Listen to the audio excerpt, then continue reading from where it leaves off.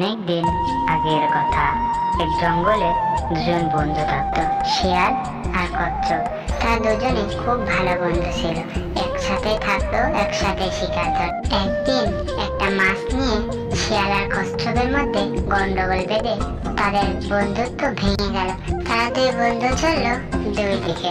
সময়টা ছিল গরমের দিন, সূর্য লতা পাতা হাত দিয়ে উঁকি মারছে, সূর্য চারদিকে ঝলমল করছে।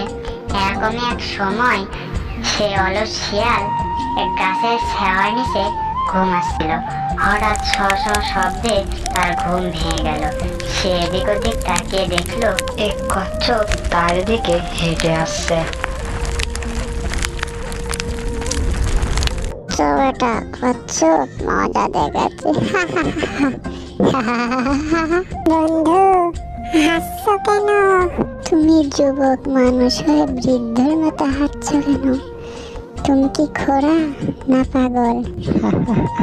আমি খোড়াও না পাগলও না, আমি শক্তিশালী। বন্ধু, আমি প্রমাণ করে দিতে পারি তোমার হাঁটতে কষ্ট হচ্ছে। প্রমাণ? কিভাবে প্রমাণ করবে বন্ধু? তোমার আর আমার মধ্যে হাঁটার প্রতিযোগিতা হোক। আমাদের রেস তাহলে এখান থেকে শুরু হবে।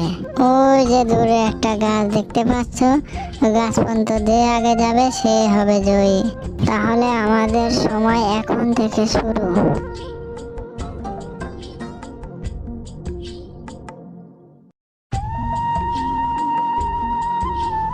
খরগোশ বেটা অনেক দূরে আছে, ততক্ষণে আমি বিশ্রাম নিয়ে নি। বিশ্রাম নিতে নিতে শিয়াল কখন যে ঘুমিয়ে পড়লো সে নিজেও জানে না। এদিকে যথা সময়ে কচ্ছপ শিয়ালের থেকে এগিয়ে যায়।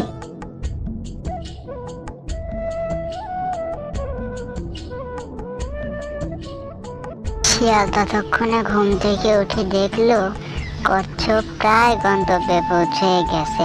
শিয়াল তখন প্রাণপণে দৌড়ে চলল।